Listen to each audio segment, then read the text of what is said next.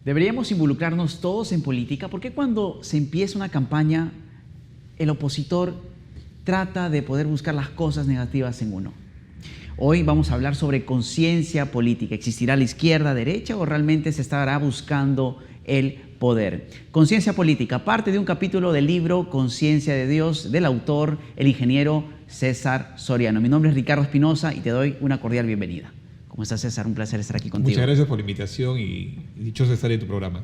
César, cuéntanos un poco, ¿cómo así te metiste en este gran tema de la conciencia política del libro La Conciencia de Dios? Tú eres un gran empresario. ¿Por qué uno como empresario me importaría netamente ser parte de la política?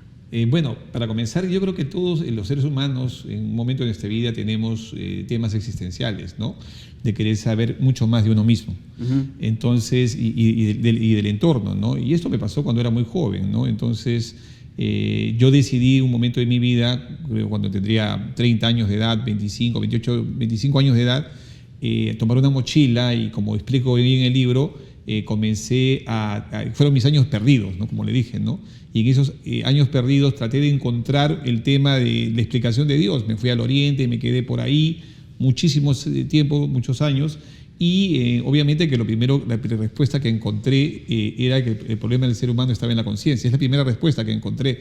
Y hoy este es un libro que lo he tenido postergado, lo tenía siempre en el tintero, y creo que ya me llevó el tiempo de hacerlo. El tiempo pasa, la madurez, uno tiene familia, tiene que educarlos, criarlos, y creo que llega un momento importante en tu vida en la cual tú dices, oye, tengo que poner este conocimiento, este contexto, para que a otros les sirva como un apoyo en algo, en reconocerse a sí mismo, ¿no? El ser humano, cuando encuentra su conciencia y la reconoce como tal, puede mirar mejor, con mayor perspectiva, el horizonte de su futuro. Y un poco lo que se trata es esto, porque el ser humano es un cúmulo de miedos, ¿no? Inclusive el propio dogma que tiene el ser humano es parte de su propio miedo. Y entonces, en la medida que el ser humano entiende quién es, lo ayuda a encontrar una perspectiva en su propia vida. Y la conciencia de Dios es lo que busca esto, ¿no? Hay distintos capítulos en la conciencia de Dios, que va desde la conciencia racional, material, espiritual, la conciencia de amor, la conciencia de odio, la inconsciencia, son los capítulos del libro, pero la última es la conciencia política, ¿no? Que es un hecho en el cual la persona asume un rol determinado de liderazgo en una determinada sociedad y asume una postura que la lidera y bajo el convencimiento que va a arrastrar a otras personas dentro de esto. Es decir, la persona pone su propia conciencia dentro de esto. Exacto. ¿No? Y los otros, todos los que estamos al costado, somos parte de la conciencia del otro. Es muy interesante porque ¿No? En los últimos 30 años yo fui criado con este tema de que política, mentira. ¿Sí? Empresarios, pero ¿para qué me va a interesar la política, no? ¿Por qué? Si todos mienten, todos quieren llegar al poder, ¿por qué unos tienen discursos de izquierda, de derecha, ¿sí? Pero siento hoy en día que tenemos que generar ser más simpáticos, ¿no? La apatía política, dicen por ahí, ¿no? Entonces hoy en día hay que tener bien claro ver ese punto de los discursos de izquierda, de derecha. ¿Realmente es así o uno busca el poder? Mira, yo lo que creo es que no existe ni izquierda ni derecha. Es decir, yo creo que existen gente que quiere el poder, ¿no? Llamémoslo izquierda o derecha, ¿no? Solamente que los que dicen que son de derecha se turdan el poder y los que dicen que son de izquierda se quieren quedar en él, bajo un tipo de justificación, porque no les es fácil llegar al poder. Entonces, en el momento que la tienen que quedarse en él, ¿no? Entonces, son expectativas personales, ¿no? Sí, hay un tema muy importante que inclusive explico en el libro. Yo digo que el ser humano tiene dos posibilidades en su vida, o amar o querer. Y tú vienes al mundo a esto, ¿no? Entonces, yo te haría una pregunta. Si tienes a un hijo, ¿lo amas o lo quieres? Te haría yo una pregunta. ¿Tú cómo lo ves a eso? ¿Tú amas o quieres a un hijo? Partiendo de la diferencia, ¿cuál es la definición? Pero amar es como que entregar sin pedir nada a cambio. Nadie dudaría, siendo un padre, dar su vida por un hijo. Todos los que hemos sido padres no dudamos, ¿eh? Si mañana tenemos que canjear la vida por nuestros hijos, los hacemos. Pero existen temas de quereres que son parte del amor también, ¿no? Por decirte, se siente como el amor, pero no lo es. Por decirte, yo quiero un carro, quiero una casa, no quiero cosas materiales. Posesión. ¿No? Posesión. Inclusive la pasión es un querer. La pasión es un querer, pero te deja marcada la vida. Porque yo hago una pregunta siempre cuando voy a una conferencia, a algunos participantes les pregunto, ¿no? Si son varones, ¿no? Y les digo, ¿qué pasa si mañana Miss Universo quiere estar contigo un fin de semana? ¿Aceptas o no aceptas? Y me dicen, sí, voy a aceptar gustosamente. Mi segunda pregunta es, ¿tú amas ¿estás enamorado de Miss Universo? Y me dicen, no estoy enamorado, ¿no?, de Miss Universo, simplemente voy a pasar el rato. Entonces yo le digo, ¿y vas a olvidar ese fin de semana, el resto de tu vida que pasaste con Miss Universo? Me dijo, jamás. Claro. Y esa es la diferencia del querer, del amor y de la pasión. Y como se parecen, el ser humano se confunde. Y el contexto político, el ser humano ahí se confunde. Porque en el contexto político también si tú lo tomas como poder, es un querer. Entonces, todo lo que venga desde tu mente, como tú quieres el poder y te matas por querer el poder, definitivamente el entorno social que es al que debes de servir pasa en segunda prioridad. Ese es el problema. Entonces, seas de izquierda o de derecha, yo en izquierda, la gente que a veces he tenido que asesorar a políticos de otros países, el tema es que tienen su ideología metida en la cabeza. Y entonces ellos dicen, oye, no, tengo, y tiene que ser así, hay un libreto escrito, pero ¿de cuál tema humano existe esto que tú no quieras solamente instaurarte en el poder? Y lo más pasa con los que dicen que son de derecha, ¿no? Se basan en este discurso o el pensamiento marxista, leninista. Cuéntame un poquito más sobre ello. ¿Crees tú que se deba rescatar parte de esto hoy en día en la actualidad? ¿Por qué rescatar algo del pasado? Hay casos de éxito en otros países, vamos a ver el caso de Nicaragua, de Venezuela, o sea, ¿qué opinas al respecto? Pero antes quiero que me comentes esa parte, porque si estamos diciendo de que la gente quiere llegar al poder, ¿por qué la gente quiere llegar al poder? ¿Por qué uno trata de, en vez de izquierda a derecha, dar mensajes populistas?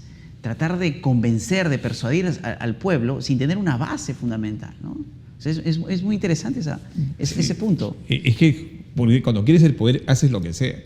Si a mí me pasó una anécdota, no voy a decir nombres, pero me acuerdo que una vez estuve en Ecuador y hubo una campaña política de un presidente que era el bananero, y él quería el poder y llegó a ser presidente, ¿no? ¿Y qué hizo? Y le dio cuotas de poder a las comunidades, que son muy reforzadas en Ecuador, bien reforzadas.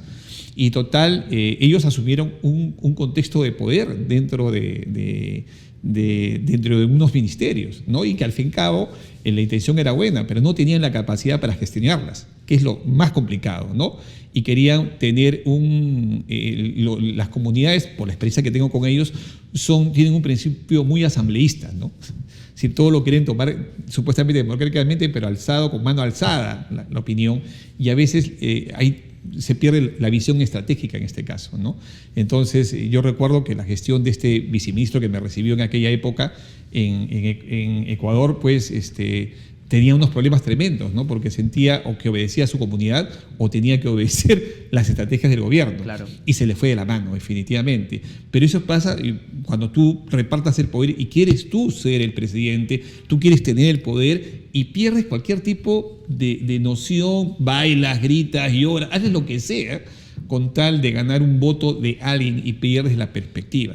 Entonces, yo creo que si el tema fuese al revés, si realmente primero te identificas con la sociedad... ¿Qué problemas tiene?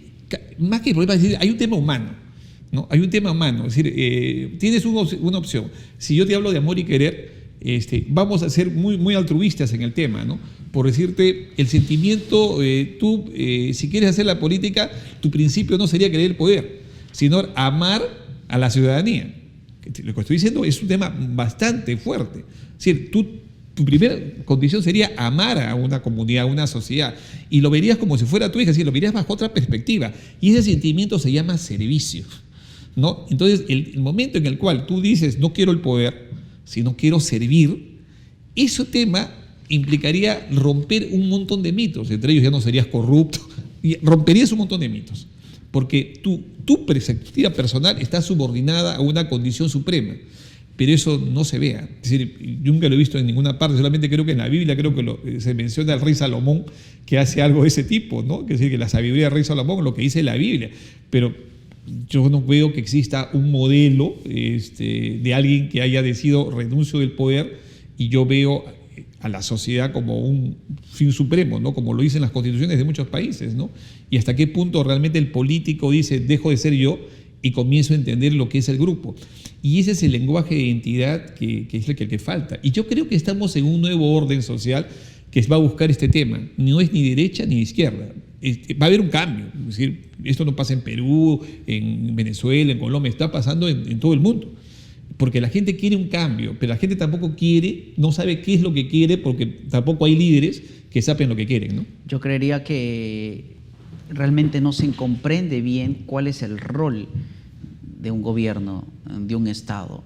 Se piensa de que me tienen que dar todo. Claro. Hay mucho resentimiento, ¿no? He escuchado discursos populistas en donde quieren favorecer al pueblo, pero realmente el pueblo es el que deberíamos hacerle caso exactamente. Como tú bien dices, debe existir un balance, ¿no? Una gestión interna, esa parte de querer el poder llevándolo al tema empresarial. Somos empresarios, claro.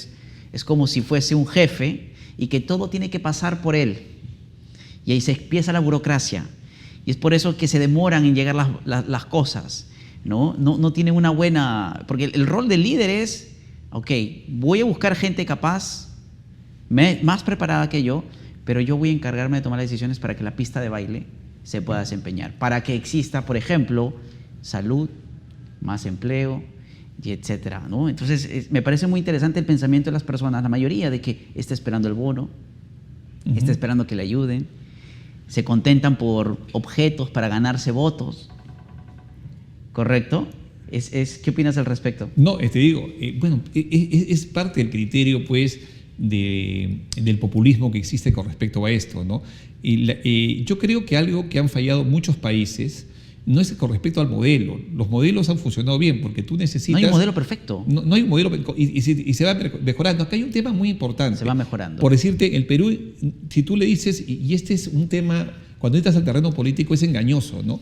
Tú dices, hay un tema que yo no acepto, cuando dicen los pobres, marginados, postergados, es un discurso populista, ¿no? Y mis amigos de izquierda se amargan cuando les digo esto, pero es totalmente populista. Yo veo un país de emprendedores, veo un país, en 30 años, este país es otro. Es decir, este país cambió. Es decir, que los que vivimos terrorismo, vivimos hiperinflación, este país ha cambiado y las generaciones nuevas tienen otras oportunidades, ¿no? Si no es que el modelo fracasó, no, el modelo está fracasado. Ahora, que el modelo no distribuyó bien la riqueza, ese es otro tema. Pero ahora, la distribuyó bajo otro tipo de concepto. Bueno, al fin y al cabo, el problema, como es un poder, como te dije, y es un querer, yo puedo hacer lo que me da la gana, ¿no? Y ahí viene la corrupción. Y los corruptos tanto son de derecha como de izquierda, como los llaman. Sí. El contexto es este, ¿no? Tú dices, los gobiernos regionales que están, donde han tenido la oportunidad, los grupos estos de izquierda que tienen ese pensamiento social, también han hecho un tema de corrupción. El problema es otro. Ahí donde te demuestro que el tema del servicio a la sociedad quedó no subordinada a una expectativa de poder. Al fin y al cabo tampoco le interesa a la sociedad, tampoco le interesa a la comunidad, y todos terminamos en esta falsa verdad. Ese es lamentablemente. Date cuenta que como criterio ontológico, filosófico, el ser humano, la sociedad busca la verdad, pero también sale la mentira y la falsa verdad. Y es parte del criterio. Y la humanidad siempre ha vivido en estos ciclos, en forma circular, avanzando, retrocediendo, porque es la parte que nos toca vivir de alguna manera. Y en este caso, supuestamente, el Estado no es un paternal, no es un Estado paternal, es un Estado que debe generar las condiciones para que todos podamos llegar a un nivel de desarrollo humano, social, competitivo. Ese es el modelo de un Estado. Es decir, yo hay algo que me atormenta la cabeza, es cuando dice vamos a cambiar la Constitución. ¿Para qué cambiamos la Constitución? ¿No? ¿Con qué sentido cambiamos la Constitución? ¿Cuál es el propósito? Que la sociedad injusta se puede mejorar y complementar. Yo creo que sí, pero lo único que yo he escuchado, y he visto este libreto en los grupos de izquierda, y es que ellos, es un modelo, no es un plan, yo tengo un plan, no, es un modelo. Ellos dicen, mira, ¿sabes? Decimos que cambiamos la Constitución.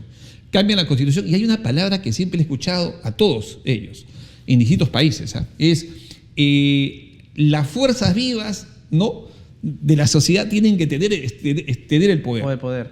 ¿Y ya qué son esas fuerzas vivas? No, las fuerzas sindicales, los gremios, y les dan el poder en un 60%. Es decir, al hacer una asamblea constituyente, entran 60% de esos representantes. Si no es que tú los vas a elegir democráticamente, sino los van a poner bajo el tema que son los representantes de las fuerzas vivas del país.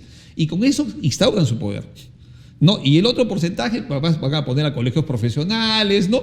Y algunos elegidos democráticamente. Esa es la cara de todos los gobiernos que se han instaurado en una dictadura.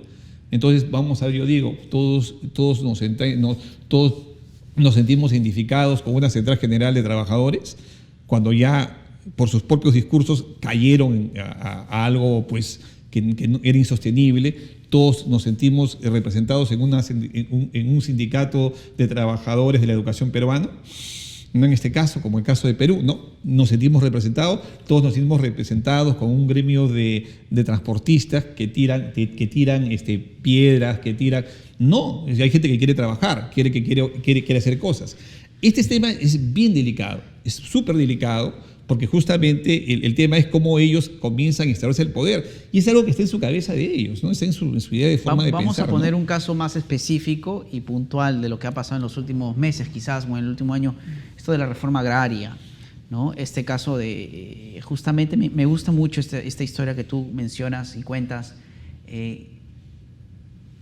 Yo, como campesino, agricultor, ¿por qué me incomodaría que mi precio, por ejemplo, pueda valer 10 y otros lo vendan a 200 o a 300, ¿no? Me puedes contar a detalle, y ahí creo que es un gran, claro ejemplo de que hay quejas, hay angustias, pero realmente, ¿qué cosa puedo yo hacer como agricultor para poder seguir prosperando, ¿no? Mira, el tema, te digo, en mis alumnos de negocios... Cuando Tú eres exportador. Sí, pero mis alumnos cuando doy clases de negocios, una de las preguntas que me hacen todos es... Me dicen, César, ¿qué negocio me recomiendas? Ajá. Es una pregunta de cajón. Y yo les digo, ¿cuánto dinero quieres hacer? Esa es mi respuesta. Si tú quieres ganar 1.000 soles, 2.000 soles, ¿no? Hazte una bodega en la esquina. Pues, que son, ¿no? 300 a 500 dólares, ¿no? 500 dólares. Hazte una bodega en la esquina y no hay problema. Pero si tú quieres hacer dinero, el único negocio posible es que busques acumulación, mayoreo, sea en producción o sea en servicios. Esa es la respuesta. Entonces, y eso, ¿qué decir? ¿Qué es lo que genera la productividad? Entonces, hay negocios en los cuales tú no puedes generar productividad.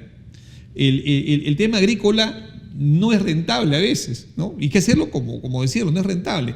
Porque ¿cuál es el modelo que no es en Perú, en varios países que lo he visto, ¿no? ¿Cómo está hecho? Tú agarras y tú sacas tu palta, tú sacas tus cosas, y te voy a contar dos anécdotas. Tú agarras y lo sacas de tu chacra a la puerta, y viene un acopiador que se agarra tu mercadería y te paga un precio A, que no es muy alto. Pero ese señor agarra y luego lo tiene que seleccionar y tiene un precio C, un precio D, ¿no? Entonces, tú siempre vas a ganar, tú dices, yo tengo pues lo que tiene mi chacra y lo que se echa mi chacra, y eso tú lo vas a juntar y no tienes productividad. Pero si yo hago una industria, si yo comienzo a exportar, si yo lo junto a los campesinos para hacer esto, estoy hablando otro lenguaje. A mí me ha pasado ese tema con artesanía. Un tema, por decir, que a mí me ha pasado en Perú, en Brasil, ¿cómo se llama? En Colombia, en Ecuador, cuando he hablado con grupos de artesanos. Y tiene su grupo sindical, ¿no? Claro, tienen sus asociaciones. Y una de las palabras que he escuchado mucho por años es decir, el exportador nos explota, el exportador gana. Inclusive tú tienes gente que los asusa y les dice, mira, tienes acá, le trae por internet, le dice, mira, este producto que tú me estás vendiendo, acá tú has cobrado 5 y lo están vendiendo a 50. ¿Cómo te roban el capitalismo? ¿No? De acuerdo. Y entonces yo les comienzo, entonces me dicen, César, ¿no? Y yo me voy y me reúno con ellos, ¿no? Y les pongo en una pantalla, le digo, vamos, ¿quieren exportar? Vamos a exportarle. Ya. Entonces les pongo lo que significa exportar su artesanía. Entonces yo les dije, primero, ellos tienen asociaciones como lo tienen en distintos países, fíjate el modelo, ¿eh? Tienen, su asociación es presidente, vicepresidente, secretario, fiscal y todos los vocales que se les ocurra. Entonces, y luego yo les digo, vamos a hacer una empresa, avancemos como empresa. ¿Qué necesitamos? Un gerente general. Ya necesitamos un gerente de producción.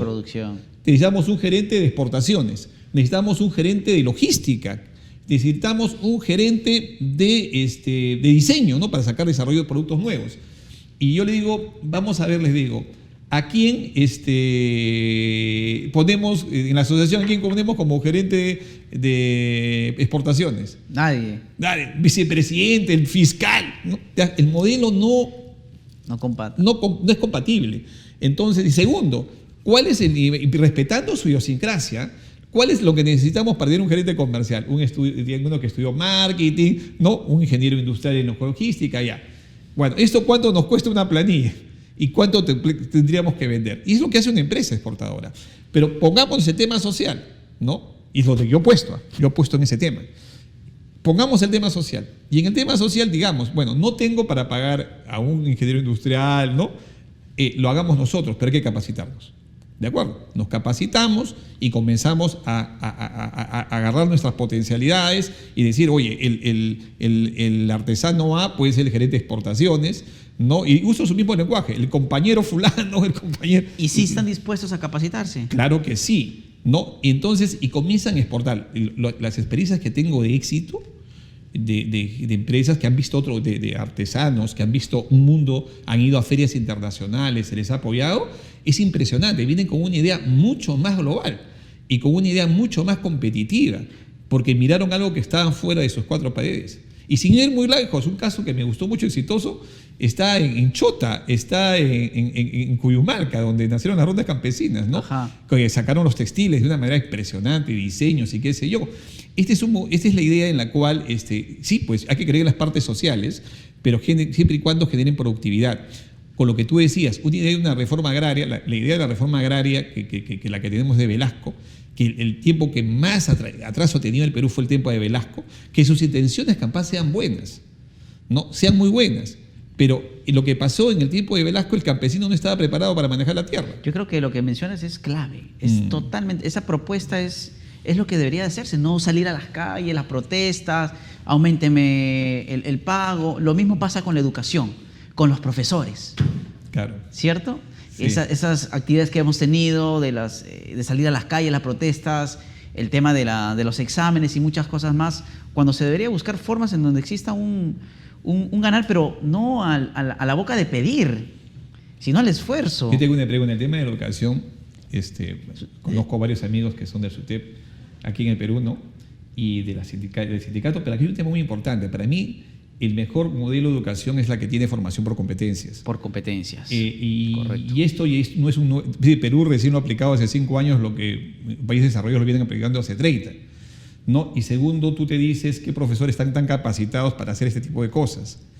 Y obviamente ya hay una reforma en la educación, ¿no? Necesitas pues profesores con maestría y doctorado, pues, ¿no? Yo creo que ese nivel de competencia del docente es la que tiene que primar ahora. No por la experiencia de sus años de servicio, sino por su formación y su capacitación. Yo pude haber trabajado 30 años, pero si no he logrado cierto impacto... No, lo que pasa es que el tema es la medida que tú más te formes, más competencia vas a tener y la vas a poder tú transferir a otras personas. ¿Y qué resultados ha tenido esa formación? Y entonces tú ves que las formaciones modernas están buscando constantemente, cada año, y todo es así, ¿no? Van creando nuevas innovaciones. Y es igual, mira, yo cuando estoy con los artesanos y ellos me enseñan un producto que lo tienen más de 2 años, yo les dije, ese ya no lo puedes vender. Si tú vas a Gamarra tampoco puede, que es donde es el emporio comercial de las confecciones en el Perú, tampoco la puedes, es decir, tú dices, oye, vamos a exportar. Yo no creo que puedan exportar mucho. Y te digo por qué. Porque falta diseño a montones ahí, ¿no? Entonces, la única manera que tú puedes competir es innovando, diseñando. Entonces, no te puedes bajar y copiarte una prenda por internet. No te puedes copiar una cerámica por internet. Tienes que comenzar a innovar. Y en el Perú no hay laboratorios de diseño que te puedan llevar a este nivel. Entonces, si tú quieres hacer una política social, y estoy hablando desde ese punto de vista, con sectores productivos emergentes, tienes que entrar por ahí. Tienes que entrar en temas de diseño, desarrollo de productos, investigación. Y Perú no es un país que investiga, lamentablemente. ¿Tienes experiencias de proyectos? Mira, vamos a ver, te doy un ejemplo, y te digo que es duro. Hay un tema que yo he visto mucho, y como ingeniero he trabajado mucho en lo que es el I+D+I, que se llama investigación más desarrollo más innovación, ¿no? En la cual tú tendrías que, este sería para mí el modelo actual, ¿no? ¿Y juntas a qué? Juntas acá a la universidad, juntas a la empresa y juntas al Estado, lo que le llaman la triple hélice. Juntas a los tres, Y con los tres que los juntas tú, creas un modelo de desarrollo, ¿no? Que es el tema de investigación. España lo ha hecho de manera exitosa, se lo ha vendido a los chinos, ¿no? De una manera impresionante. Entonces tú dices, oye, genera un desarrollo. Entonces, un desarrollo. La universidad, en vez de estar haciendo sus maestrías o doctorados, que es lo único que sabe vender, se pone a investigar. Y investigar de acuerdo a lo que quiere la empresa. Con lo que quiere la empresa. De acuerdo a lo que quiere la empresa y la necesidad del país. Ahora, tú te pones a pensar cuántas universidades están haciendo investigaciones para empresas. Quedo callado. ¿De acuerdo? ¿Cuántas universidades están investigando? Seguimos todavía con las tesis tradicionales, ¿no? No hay investigación aplicada. Tenemos ahí una ausencia tremenda, pero quiero llegar a algo más importante. En modelos como países como los nuestros, ya no hablas, yo todavía puedo hablar del triple hélice en países desarrollados. En los países como los nuestros hablamos de 4 hélices. ¿Qué es la cuarta hélice? Dentro de un modelo de desarrollo está el Estado, está en la empresa, está la universidad y está la sociedad civil. Ese es el modelo. Y ese modelo es un modelo más abierto. Es un modelo inclusivo. Totalmente inclusivo. Totalmente inclusivo, donde te das cuenta que el Estado es un articulador. Yo como Estado no puedo ser el papá de todo el mundo, ni tampoco me puedo poner en los problemas de los demás. El Estado genera las condiciones para que la empresa y la universidad hablen. Y los parques científicos y tecnológicos son una gran respuesta de esto, ¿no? Donde los empresarios, las empresas tienen en un parque tecnológico que lo maneja una universidad, tienen su área de investigación. Si yo ahorita hago llantas, quiero una llanta con bajo modelo, con tal resistencia, tendré un laboratorio que va a ser más barato que una universidad lo haga y me dé un sitio en su parque para que comience a desarrollar mi tecnología y mi innovación. Estos temas, los mismos en una realidad peruana, no digo que hagamos esto, pero sí en temas sociales, de desarrollo económico y productivo, son la mirada hacia el futuro. ¿Y la sociedad tiene que ver mucho con el núcleo de la familia? Total. ¿Valores? Valores. Vamos a ver, el tema es parte del fenómeno social, ¿no? El modelo, es decir, el problema del Perú no ha sido, oye, el modelo no funcionó, el modelo es que hubo dinero, ha habido dinero. Ahora, el dinero se lo han robado, como suena, si no hubiese corrupción. Inclusive, y la gente y la delincuencia nace en el hecho porque hay gente que tiene dinero y hay otros que no les gusta trabajar y comienzan a delinquir y comienzan a robarle a esa persona. Entonces, ese es el modelo cuando tú no tienes autoridad, que es lo que ha pasado, no tienes autoridad y no tienes un sistema que funcione. Eso es lo que ha sucedido. Entonces, y de ahí un poco se te viene esto, se te va de las manos, ¿no? Entonces ya no sabes cómo corregirlo y encima de como eres un Estado carente de visión o ideas o de ordenamiento, simplemente te desgastes en el tema político. Y este tema es peligrosísimo. Casi todos los modelos en Latinoamérica se han desgastado en sus esquemas políticos. No, por decir, en Perú ha pasado recientemente, fíjense lo que ha pasado el quinquenio pasado, se han peleado en el Congreso, hemos tenido 3 presidentes. El tema del país ha quedado estancado por un contexto político. Si tú quieres cambiar la Constitución con un nuevo gobierno, te vas a quedar en el contexto político. Es decir, estamos en la retórica. Es decir, no estamos haciendo nada específico con respecto a esto. Lo que necesitas es, oye, métete a desarrollar. Si tú me dices, oye, hacemos 4 hélices en el Perú, vamos, mañana, ¿qué hacemos? ¿Quién entra? ¿Cómo hacemos? Articulamos colegios profesionales.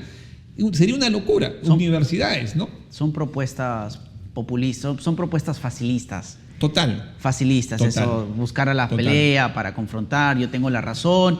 Me voy a enfocar por esta ideología, porque creo y ha funcionado y whatever. Mira, te cuento una anécdota, que me vas a hablar de agricultura, ¿ya? Una vez yo venía de la Sierra de Piura y venía manejando, ¿no? Y cuando llego a un lugar, quise tomarme una gaseosa. Y total, había un grupo de campesinos reunidos, que eran arroceros, reunidos en un grupo, y me decían que estaban con un programa del Estado. Y los programas estos del Estado están inspirados por proyectos del Banco Mundial, de organismos multilaterales. Entonces, y ellos decían, bueno, querían que se junte como una asociatividad, lo cual no me parece mal, para que hagan un proyecto entre 20 campesinos, un proyecto de desarrollo entre ellos, ¿no? Pero ellos decían, necesitamos otra cosa, ¿no? Es decir, yo no quiero que me ayudes a las semillas, ¿no? Yo quiero necesitar algo más corporativo, ¿no? Entonces yo agarré, mirando, tomando mi gaseosa, agarré y me metí en la reunión sin querer. Y yo le digo en ese momento a los sellos, mira, primero, como había un consultor que era un empleado de una institución del Estado, y él tenía su plantilla, pues es uno de los problemas, tenía su plantilla, tengo que hacer esto, ¿no? Y los convencía. Yo le dije, primero vamos al revés, ¿qué necesitan ustedes? ¿Cómo lo ven? Y ahí había esos problemas que dicen, ¿no? Nosotros viene un tipo que nos lleva el arroz, los acopia, que ese problema agrícola, se los lleva a un molino y no. Muy bien, ¿cuál sería la solución? El molino. Excelente. Yo le pregunté, muy bien, un molino, yo les medí en ese momento la capacidad que necesitaban del molino bajo la producción que ellos tenían. Le pregunté yo a este funcionario del Estado y le dije, oye, ¿tú le puedes financiar un molino? Y me dijo, no, porque no, dentro de las cosas que financiamos no, justamente no está eso. Entonces, ¿para qué vienes? Le dije, ¿no? Entonces, agarramos y le dijimos, bueno, hablé con un amigo que me fabricaba una máquinas, y le digo, ¿y un molino con estas características, la capacidad? Y me dijo, está como 80.000 soles, como unos $20.000, algo por ahí, $15.000, algo por ahí era. Entonces yo les dije, con 20, y me dijeron, ellos me dijo, cada uno damos como $800.000, la compramos, me dijo. Y se la compraron. Instalaron el molino ahí y luego sacaron una marca, que yo creo en las marcas colectivas. Esos grupos son temas sociales, son marcas colectivas, que es igual que decirte la marca Coca-Cola, marcas de grandes fuertes, solamente que son empresas privadas que invierten. Pero cuando son sociales, son marcas colectivas, que están reguladas por Indecopi y mundialmente, ¿no? Entonces, ese tema de agarramos y le dijimos, ahora saca, yo les hice el diseño de sus bolsas para embolsarlas, les regalé eso, le llevé como 500 bolsas como regalo en su como padrinos de inauguración, y han comenzado ellos a procesar y han reducido un canal de distribución. ¿Qué quiero decir con esto? Todos podemos ser competitivos, todos podemos entrar a un nivel de desarrollo, siempre y cuando el único secreto es que cuando tú entras a un mercado a competir, lo que tienes que es reducir la cadena de distribución. El Internet logró ese gran proyecto, ¿no? Porque el Internet te facilitó las cosas y se echó a los mayoristas, y esto ha sido un fenómeno mundial. Tiró a los mayoristas en Estados Unidos, todos los mayoristas tuvieron que reciclarse, porque el Internet hizo el papel de mayorista, que lo insertaba directamente al minorista. Ese es el secreto. El secreto no es que te voy a dar, ¿para qué te le vas a dar crédito a otras cosas si al fin y al cabo no los pueden manejar a veces? Y no debo de discutir, no debo de quejarme ante esta nueva propuesta, debo replantearme ahora qué otra solución debe hacer, ¿no? Así es. El tema, a mí, ¿sabes? Lo que siempre me ha gustado, y esto con sectores sociales, que ellos cuando han visto en esta fórmula que van a hacer dinero, se alinean y saben que nadie en su juicio de razón, si sabe que va a poder ser empresa y va a hacer dinero, no va a renunciar a él, ¿no? Y cuando han tenido gente populista, la han sacado ya. Oye, pero yo estoy haciendo dinero, estoy yendo a una feria internacional, estoy yendo acá, me estoy viniendo a Lima. A mí me impresionó mucho cuando textileros, que los he conocido de provincia, se vinieron a Lima y comenzaron a vender sus productos en Miraflores, en Jockey Plaza, en los lugares más importantes con diseños nuevos, ¿no? Y este es el modelo, ¿no? Y estás hablando, gente, inclusive tengo una anécdota de una señora en un lugar textilero que era una buena vendedora. Pero ¿sabes lo que pasaba con la señora? Era analfabeta. Entonces, cuando ella iba a la feria con sus compañeros, agarraba y no podía tomar nota. Uh-huh. Pero era una buena vendedora. Entonces tenía que molestar a otro y apúntame, hasta que a la señora la misma comunidad le dijo, o aprendes a leer y escribir, o no puedes seguir en el tema. La señora tuvo que aprender a leer y escribir, ¿no? Ya una persona mayor, pero es una extraordinaria vendedora. Es decir, ejemplos existen. En este país, a mí sí un poco me incomoda o me duele cuando nos linconean, ¿no? Nos tratan, oye, pobres. El tema de la visión de este país o de Perú es un país emprendedor. Date cuenta que el Perú, según el GENA, que es el organismo internacional que mide el emprendimiento a nivel mundial, dice que el Perú es el 5º país en emprendimiento en el mundo. Claro, estoy totalmente de acuerdo en esa parte. Yo creo que cuando uno es competente en un área, puede ser competente en la otra. Total. Quiero hacerte preguntas puntuales para poder ya encapsular esta gran conversación que estamos teniendo. Con lo que estabas hablando hace poco, pero ¿qué podemos hacer o qué podemos decir Claro, el Perú es muy emprendedor, ya muchas personas con gran autoridad en América Latina mencionan y ponen al Perú como uno de los países más emprendedores en el mundo, ¿sí? Pero ¿qué pasa con la gente pobre? Gente que no tiene para comer, ni tiene las condiciones físicas ni agua, gente que está en la sierra, ¿sí? Eso también a mí me causa un poco de ruido, ¿no? ¿Por qué clasificar entre sierra, selva, ¿no? y la costa, ¿no? Estamos clasificando a las personas, pero vamos a decirlo así, gente que está en el frío, no tiene qué comer.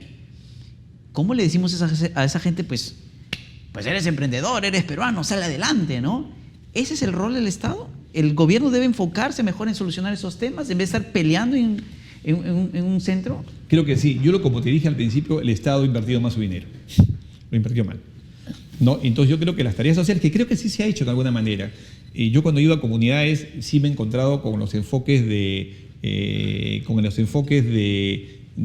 comedores populares muy activos, donde madres lideran comedores populares, que a mí me ha conmovido. Eso. Tremendamente, porque yo he conocido señoras que han sido maltratadas por maridos, y es entendible, no querían salir a la calle, habían perdido la autoestima, y luego las va sacando y van entrando paulatinamente a liderar los comedores populares, hasta la mirada les cambia, se vuelven líderes. Y yo creo que el camino está por ahí, es decir, pero yo creo que se debe de hacer más. La política de distribución del Perú es importante. El Perú es uno de los países que ha bajado más la distribución en Latinoamérica, obviamente, porque es un país que aquí hay un tema que no se dice. Los inversionistas, cuando te califican, uno de los índices que te califican los inversionistas es tu nivel de desnutrición. ¿Y por qué? ¿Tu nivel de qué? Desnutrición que hay en la población. Nutrición. Desnutrición. Desnutrición, interesante. ¿Y sabes por qué? Porque saben con quiénes van a hablar en el futuro.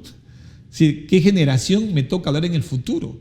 ¿No? Porque si tú no eres bien nutrido hasta los 7 años, simplemente tu cerebro quedó invalidado.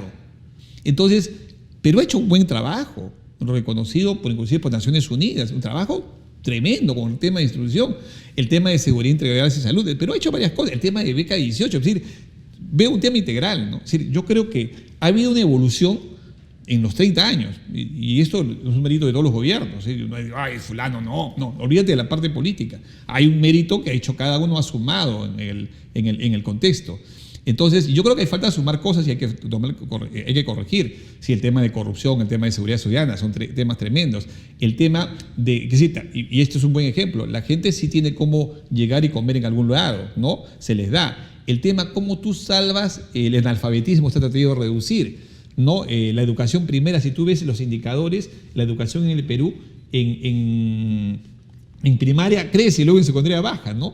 Porque hay un trabajo del Estado en el cual cada uno debe de estar dentro de un proceso. Yo te cuento una anécdota. Una vez yo me fui a Pachitea, ahí en Huánuco, ¿no? Entonces en nuestra oficina tenemos un programa de responsabilidad social que si tú dices que eres inteligente, un buen consultor, tienes que irte a un lugar, ¿no?, lejano y demostrar que lo eres. Y yo, con la idea de las marcas colectivas, me fui a Pachitea.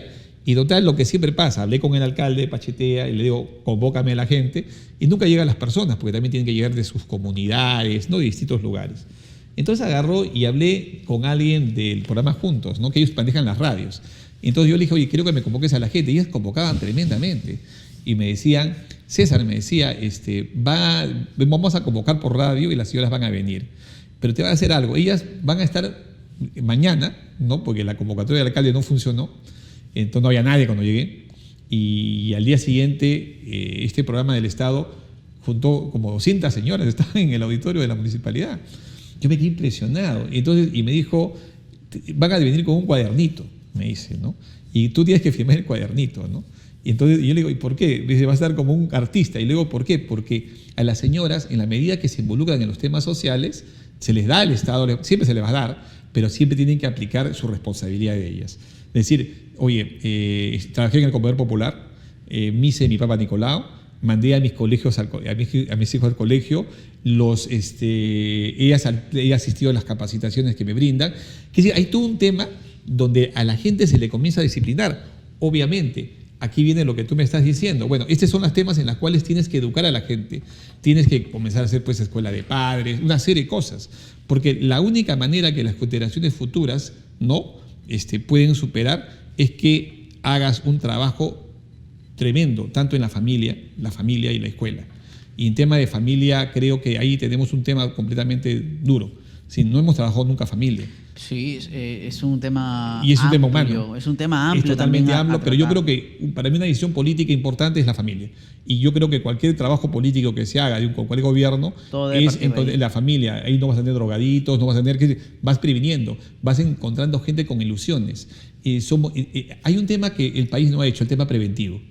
Nunca hemos hecho un tema preventivo, si nos dejamos llevar por las circunstancias, ¿no? Sí, yo creo que en general en América Latina somos una sociedad en donde nos gustan las cosas rápidas, fáciles. Pensamos que en 5 años vamos a tener grandes cambios. Yo jamás en mi vida escuché a un presidente decir, bueno, señores, estoy contento de haber trabajado 5 años, esto es lo que he dejado para el próximo presidente, ten lo mejor, muchas gracias, aquí acabó mi chamba, cualquier cosa, yo estoy para servir. Es el tema de poder, pues. Nunca, porque hay un tema de poder, echándole tierra al otro. Claro. Buscar. Y yo no sé por qué pueden ser tan. Es un tema, pues, si yo serviría a la sociedad, si mi sentido no sería poder, sino serviría a la sociedad. Exacto. Primer punto, no podría ser mentiroso, ¿no? Entiendo. Es un indicador. Entonces, si yo tengo un político mentiroso, ya mi primer discierno de que su tema no es servicio, sino poder, ¿no? Para ir terminando esta conversación, que está muy interesante y siento que vamos a poder seguir conversando, ¿crees que hay mucho resentimiento en las tomas de decisiones? Total, obviamente. Yo soy alguien que creo... En las personas que están tomando decisiones hay mucho resentido de los candidatos. Yo creo que sí, obviamente, ¿no? Sí, por ambos lados, ¿no? Sí, y yo claro que sí, ¿no? Sí, yo veo, por decirte, en este caso, de los partidos de izquierda, siempre tienen un discurso que es el mismo, ¿eh? Por decirte... De dolor, de dolor, que capaz puede estar muy justificado, pero cuando quieres el poder no te importas con quién te juntas. Es como una pareja. Claro, no te tú importa. y yo, digamos, estás con tu pareja, digámoslo así, o somos socios en algo, y por una pelea de externa mandamos al tacho el negocio, ¿no? Sí, pues, y yo te digo algo, y yo capaz cuando escucho ese tema, yo creo que las rondas campesinas han hecho realmente un trabajo impresionante con el tema del reducir el terrorismo, ¿no? Date cuenta que el modelo de las rondas campesinas, eso pasó el 87, 89, que hizo el Congreso, se hizo en Chota. Se hizo ese Congreso de rondas campesinas, donde ese modelo inspiró el tema del control ciudadano para el tema del terrorismo, y eso nadie se los va a poder negar. Es decir, no digo nombres de las personas, yo estuve ahí y yo realmente me saqué el sombrero. Pero cuando quieres el poder, sí, y yo sé que esta gente nos dio el modelo, pese a que en Cajamarca no había mucho terrorismo, por su propio modelo social, igual que pasó en Puno, no como en otros países, como otros lugares como Ayacucho, la selva, ¿no? Donde se desarrolló mal el terrorismo, pero ellos, el modelo ayudó demasiado. Entonces, pero ahí viene el tema político, pues dice, es cierto, pues, ¿no? Sí, pues no somos terroristas, sí es cierto, pero por el tema político, en un partido político te juntas con quien sea, ¿no? Por el poder, ¿no? Y ahí sí hay pues metidos de todo, el Movadef, una serie de gente que lamentablemente como político tienes que reconocer, mira, yo quise meterme en este tema y hay gente que realmente está metida, pues, ¿no? Y eres parte de tu contexto. Yo creo, César, ¿no? que ingeniero Soriano, que lo que estamos presenciando aquí en el Perú es el reflejo de años, ¿no? Es el resultado. Bien merecido o no, pero es que, como tú bien mencionaste en una de las respuestas, tenemos la buena intención, pero con buenas intenciones no se pueden tomar decisiones así tan bruscas, ¿no? Entonces, yo creo que lo que va a suceder en los próximos años va a ser va a ser el gran cambio, ¿no? Hay un tema que tú dices que es cierto. Este proceso, este tema que... Tuvo que pasar, esto tiene que pasar. No, y ya viene pasando es de necesario. tiempo. Date cuenta que aquí en Perú nos ha pasado varios modelos, ¿no? Mira lo que nos está sucediendo. Y esto es no de ahorita. Y nadie ha tomado, ningún político ha sido suficientemente inteligente que ha renunciado a su poder y ha visto más el tema de la sociedad. No ha existido. Date cuenta que hemos tenido problemas en la cual nadie quería a Alan García como presidente y peleó en su contienda con Humala y todos no queríamos a Humala porque era el otro extremo y todo el mundo eligió a Alan García, que nadie pensaba que iba a ser presidente y terminamos eligiéndolo por él. nos pasó también el otro contexto de Humala con Keiko Fujimori, y nadie quería a Keiko, ¿no? El voto anti-Keiko, y todo el mundo comenzó el tema de Toledo con Alan. Entonces, inclusive con Toledo y Alan había un gran escepticismo con respecto a la población en que hasta divisar su voto. Entonces, esto viene ya de antes. Entonces, el problema que existe es cuando el político no interpreta a la sociedad. Entonces, y nos han llevado a esta situación. Y aquí lo más trágico de esto es que date cuenta que los que se han ganado el poder, los que han pasado ahorita la segunda vuelta en caso del Perú, son personas que no representan una gran cantidad de votos. Estás hablando 19% contra 13%. No es algo que es el Perú. Y lo más trágico de esto, que los partidos que han debido de cuidar la democracia, ¿no? Ha habido 18 candidatos, los votos se han diseminado totalmente, y en vez de seguir peleando, de decir quién es el que puede salvar el salvador de este país, entre comillas, porque todos quieren el poder, han debido de trabajar en un trabajo de unión, que es lo que hay que comenzar a trabajar a partir de ahora, y no repetir estos escenarios que nos llevan los mismos políticos a una situación tan delicada. Y fíjate la gran responsabilidad que tenemos. Ahorita estamos en una situación delicada porque hubieron como 18 candidatos, y de los cuales, de los que tú y yo capaz hablan el mismo lenguaje, se han matado con los votos. Full intereses. Full intereses, se los han repartido entre ellos los votos, todo el mundo quiere el poder, y realmente los de izquierda, que siempre paran desunidos, trataron de unirse, ¿no? De alguna manera, y mira la situación delicada en la que nos han puesto. Obviamente, lo que sí quiere quedar claro, y eso creo que a toda la población, que el sistema tiene que cambiar, ya no puede ser el mismo, ¿no? Sí, aquí especialmente los jóvenes que se involucren, que ya tengan una participación más activa, ya lo demostraron, ¿no? La vez pasada, con el tema ¿no? del tema total. De la marcha que hicieron los alumnos. Pero yo creo que es momento de que esto no nos vuelva a fracasar de aquí a 5 años, ¿no? Pero como bien dije, ¿no? Esto, si yo tuve una decepción amorosa y me siento mal por eso, lloro, sufro, el tratar de pasar por alto, el ser indiferente a lo que estoy sintiendo, yo creo que es uno de los peores errores. No hay que ser indiferentes con lo que está pasando ahora. Entonces, mi pregunta es en este punto, yo como empresario, ¿cómo yo podría participar en la política desde mi tribuna? No quizás saliendo a protestar, a luchar, a violentarme, pero ¿cuál sería mi rol entonces para yo poder desarrollar estos 4 pilares que tú indicas, ¿no? El tema del Estado, la universidad, para el tema de las investigaciones, la empresa y la sociedad. Yo como empresario, tú como empresario, ¿cuáles serían esos 3 puntos claves que podría yo fomentar o activar? Yo creo que el trabajo gremial es importante bajo esa visión, ¿no? Si yo no quiero un trabajo gremial reivindicativo, yo quiero un trabajo gremial que te ayude a generar tu propio desarrollo como empresa. Y creo que estos modelos donde hay gremios empresariales, yo creo que los empresarios no deben de mirar con indiferencia a esos grupos que sí están buscando desarrollo, porque hay en el Perú varios grupos que no están buscando la reivindicación o modelos populistas. Hay grupos, especialmente los de empresarios, ¿no? Hay varios grupos de pequeños y micros empresarios que sí están trabajando en temas bastante serios, diseño, desarrollo de productos, ir a ferias, ¿no? Contactos comerciales, ruedas de negocios. Hay muchos grupos que existen. Y que capaz lo más importante es que no vea con indiferencia en esto, ¿no? Entonces, dense cuenta que todos los empresarios, los que han venido a hacer negocios hasta ahora, han sido por las oportunidades de un país que les dio la estabilidad económica para hacerlo. Pero si estas reglas de juego cambian, no vas a tener la misma oportunidad. Y eso que quede claro. Entonces, aquí tienes 2 temas. Ahorita tú has estado feliz y dices, bueno, como la estructura económica no estaba bien, entonces tú dices, acá todo funciona muy bien, y ya, pues a mí no te metas conmigo, porque no. ¿Qué es la idea del modelo? Cuando el Estado menos se mete en tu vida, es el mejor Estado. Con los países desarrollados lo tienen, ¿no?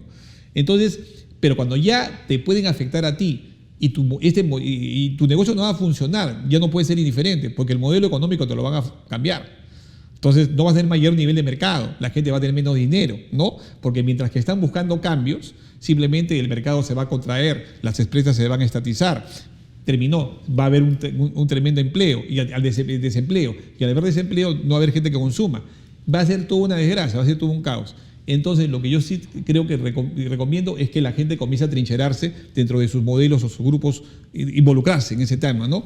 Esos grupos empresariales que definitivamente sí tienen la idea clara, y en equipo y en grupo sí pueden hacer un tema de presión para generar temas competitivos. Y un tema muy importante, quiero que todos lo tengan claro, especialmente los empresarios. Los empresarios normalmente somos cortoplacistas, ¿no? Es nuestro, nuestro gran error, ¿no? Esa es nuestra debilidad. Entonces a veces nosotros nos convencemos rápido porque nos dan un crédito, no, nos dan cosas rápidas, no créditos de a cero, sin intereses. Si no tienes mercado, de nada te vale el crédito. Si no tienes mercado, no te vale nada el crédito. Y el mercado es la gallina de los huevos de oro. Entonces lo que tienen que cuidar todos los empresarios es el mercado. Ese es el tema, cuidar el mercado. Y el mercado se da con ideas de una economía abierta, de mercado, de libre competitividad. Y quiero cerrar con algo importante, Ricardo.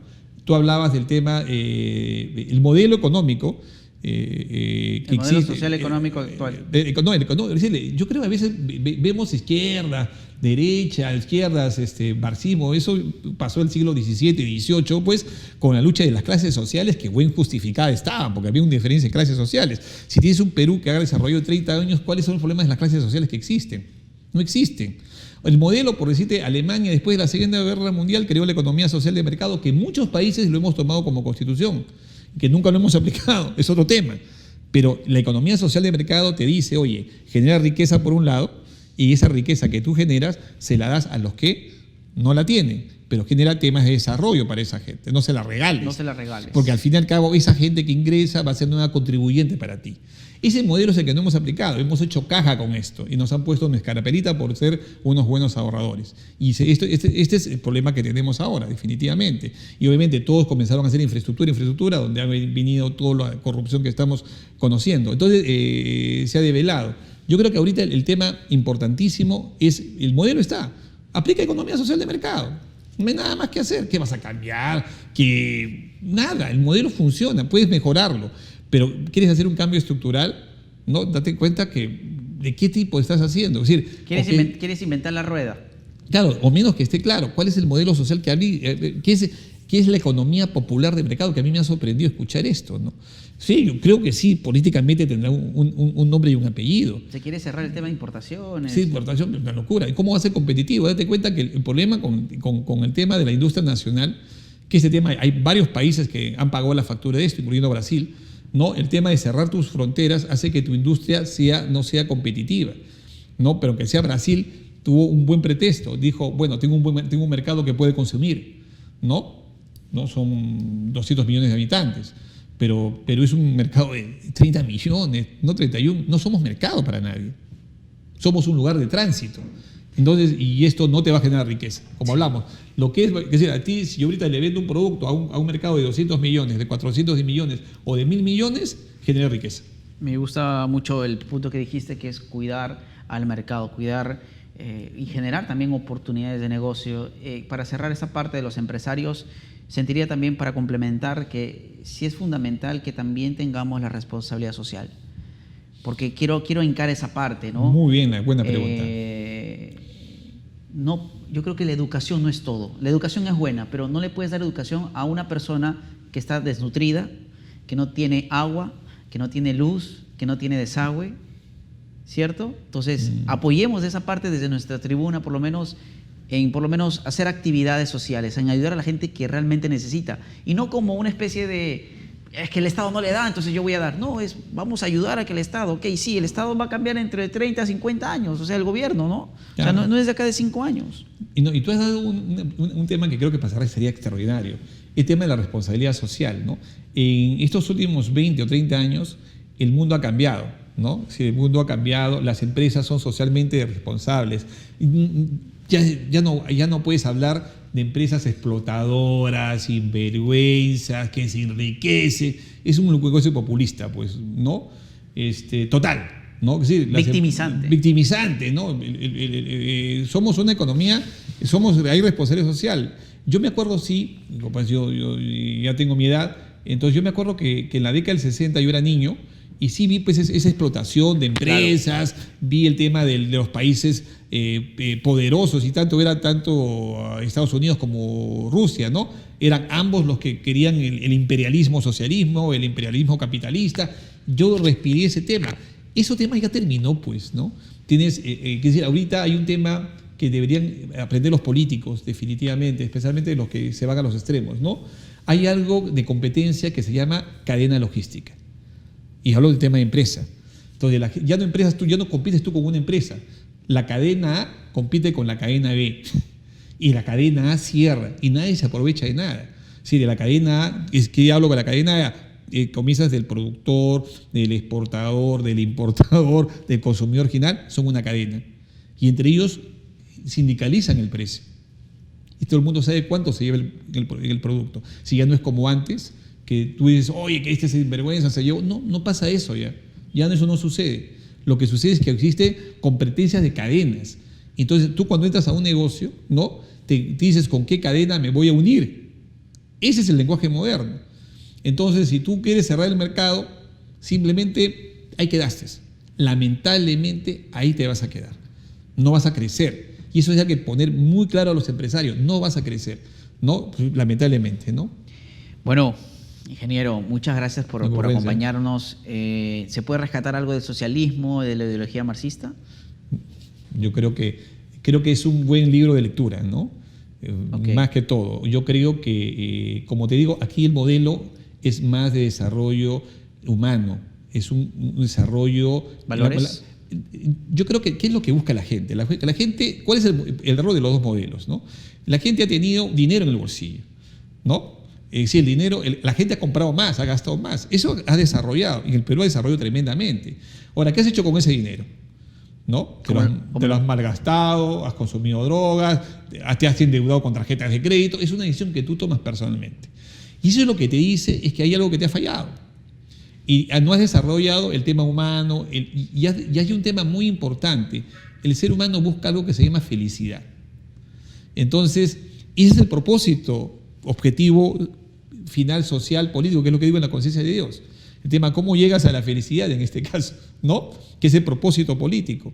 El propósito no es que tenga más dinero, no, es cómo llegas a ser feliz. Sentir que tu vida tiene sentido. Y ya hay países que están trabajando por los indicadores de la felicidad de las personas. Y ese es el modelo, cómo tú puedes ser feliz y que es un proceso. Y ese es el nuevo lenguaje social. Y yo creo que en el mundo va a haber un nuevo contrato social. Ya olvidemos de Adam Smith, de Marx, de Lenin. Y eso es lo que está buscando la sociedad, encontrar un nuevo modelo que esté más focalizado en la persona. Lo mismo que pasa en los negocios, ¿no? Fíjate, y los políticos no han aprendido. En los negocios, ¿cuál es el secreto de los buenos negocios? Cuando te han individualizado el producto o servicio. Cuando te han dicho que ese producto es tuyo y se ha dicho para ti, igual que el servicio. Como tienes tú, tu Facebook es personal, ¿no? Cuando te individualiza, tú simplemente te acapara la atención del consumo. Y es igual, en el tema político no hemos logrado individualizar el contexto político de la persona. Y lo mismo que pasa en el mercado va a tener que pasar en el contexto político. Y los modelos de contrato social que tenemos, olvídense, estamos discutiendo es decir, no tenemos gente pensante en la humanidad. Pensamiento crítico. No tenemos, estamos con las ideologías del siglo XVIII, comienzo del siglo XX. Ovejas. Eso, y sobre eso hacemos discusiones académicas. Por favor, termínala. El Perú no ha cambiado, y el mundo ha cambiado. Y si tú no comienzas a mirar cómo cambió el mundo y de ahí comenzar a inspirar, date cuenta que los modelos marxistas-leninistas se inspiraron sobre problemas sociales que vivían ciertas sociedades en un momento determinado y que explicaron lo que tenían esas sociedades, ¿no? Marx lo explica muy bien en El Capital, aunque Engels fue el que termina esos libros y lo explica muy bien, pero han pasado ya 200 años, que ya olvídate, ¿no? Ya el tema cambió. Y yo creo que la gente y la evolución de la humanidad está en el tema de la felicidad. Pensamiento crítico. Eso quiero invitar a la gente como sociedad. No obedecer porque otros. Nosotros tenemos que discernir, informarnos y ver. Y si no tomaron, y si no, el resultado no fue como esperábamos, ¿qué aprender ante eso para que luego podamos cultivar, ir desde nuestra tribuna? Ingeniero Soriano, falencias que usted ve en el capitalismo. Yo creo que el hecho de meterte en el mercado ¿cómo se llama? Como única herramienta, ¿no? Ese es el gran problema, pues, ¿no? Meterte el tema del mercado. Entonces, nosotros a veces somos consumidores compulsivos. Si no, no existiría el neuromarketing, ¿no? Si el neuromarketing te lleva a que tú instintivamente compres, ¿no? Entonces, el consumo responsable se ha deshecho, definitivamente, por propio tema de la teoría capitalista. Entonces, son cosas que hay que corregir. que hay que corregir. Ahora, pero es la libertad que tú tienes. Hay un tema muy importante. Es el ser humano, ahí donde vemos, digamos, a la familia, a la persona, ¿no? Es el ser humano cómo maneja la libertad, porque el ser humano tiene que ser libre, ontológicamente tiene que ser libre, no hay nadie que le pueda decir qué vas a hacer. Y ahí donde los grupos de izquierda se equivocan, porque quieren suprimir la libertad de algo que el ser humano por excelencia nació libre y ahora tiene que morir libre. Pero el ser humano, por propio instinto, busca el libertinaje. Es decir, todo lo que sucede hay bien y mal, y ahí lo vamos reciclando. Y obviamente el capitalismo, como excelencia, a veces te lleva al libertinaje. ¿De acuerdo? Entonces, es lo que sucede. Pero en la medida que tú comienzas a cerrar brechas, que hemos descuidado mucho, del consumo responsable, por decirte, ¿quién te invita a ti? El mercado te dice y te doy tarjetas de crédito, ¿no? Buenísimo. Y ya, yo me las gasto y me las reviento. Hay mucho tema por hablar. Total. Me gustaría que podamos seguir conversando, por ejemplo, lo que pasó con Reactiva Perú, la distribución del dinero, el tema de la SUNAT, por qué hay tanta informalidad, de dónde se origina, qué es lo que deberíamos... ¿Y cómo jugamos con eso? Realmente se ha beneficiado a la clase media, ¿sí? A la mediana, mediana, a la MIPE, o se está favoreciendo solamente a las grandes para desfavorecer a las chicas. En fin, son temas muy interesantes en tratar y yo creería que lo podríamos estar en otra conversación. De acuerdo. Me gustaría que nos comente un poquito más sobre su libro, La conciencia de Dios. Ya se encuentra disponible, ¿cómo lo podemos adquirir? Esto, lo que hemos hablado, es parte de uno de los capítulos. Capítulo, claro, el libro ya está disponible y ya en la tercera semana vamos a hacer una presentación oficial del libro y todos están totalmente invitados, cordialmente invitados, porque yo creo que hay un tema parte como la persona, ¿no? Y creo que esto es, en estos temas de confusión que tenemos, sí, yo creo que el problema del ser humano es un tema de conciencia y lo que nos hace ser buenos o malos o definir es un tema de conciencia. Entonces, y es el secreto de la humanidad. Es decir, tú no has venido al mundo para ser malo, has venido para ser bueno, pero tú decides ser malo. Y el sufrimiento es parte de ser malo. Entonces, de no elegir buenas cosas, ¿no? Entonces, la conciencia de Dios lo que busca de alguna manera es aclararte las ideas, ¿no? Y tú decides, nadie te obliga a nada. Es el tema de la libertad. El ser humano decide, simplemente te pone supuestos, te pone casos y te genera un nivel de pensamiento y análisis que tú lo puedes comparar con tu vida. Ojo, el libro no necesariamente habla de Dios, no necesariamente habla de Dios, no es un libro teísta, pero sí cree que el conflicto del ser humano en ese encuentro que quisiera con Dios y no volverse tan místico está a nivel de la conciencia. Buenísimo. Me gustaría que la gente pueda ponerse en contacto ahora mismo con el ingeniero César Soriano en los teléfonos que aparecen en pantallas o en el correo, en la página web también, en la cual puedes aprovechar también en adquirir este gran libro, La conciencia de Dios. Si quieres también ponerte en contacto para el punto de las entrevistas, de que puedas conocer un poquito más de su postura, sus pensamientos, el pensamiento crítico, también puedes contactarlo ahora mismo. ¿Algunas palabras, ingeniero, para toda la audiencia? Mira, lo que quiero agradecer es la atención y la paciencia de escucharme y lo único que les digo es que todo aquello bueno que ocurra en la vida de ustedes va a partir de ustedes mismos, ¿no? Por una decisión que ustedes tomen, definitivamente. Y creo que el mundo está cambiando, ¿no? Totalmente, estamos en una pandemia, que en una serie de circunstancias todos hemos perdido mucha gente querida, lo seguro, y nos lleva a una reflexión definitivamente que hay cosas que mejorar y hay cosas que hay que ponerlas más en el corazón que en la razón. Definamos en una frase, ¿qué es la política? La política es todo aquello que entiendo y no comprendo. Así de sencillo. Entiendo. Totalmente cierto. Bueno, esto ha sido La conciencia política. La conciencia política parte de un gran capítulo del libro, La conciencia de Dios, que puedes adquirirlo ahora mismo. Así que deja tus comentarios, ingresa al enlace que ves en la descripción de este video y te invito a que tengas un pensamiento crítico, a que todos nos podamos involucrar en la política desde la sociedad, ya sea como empresario, desde la universidad y también involucrar al Estado. Mi nombre es Ricardo Espinosa y nos vemos en una próxima conversación. Cuídense.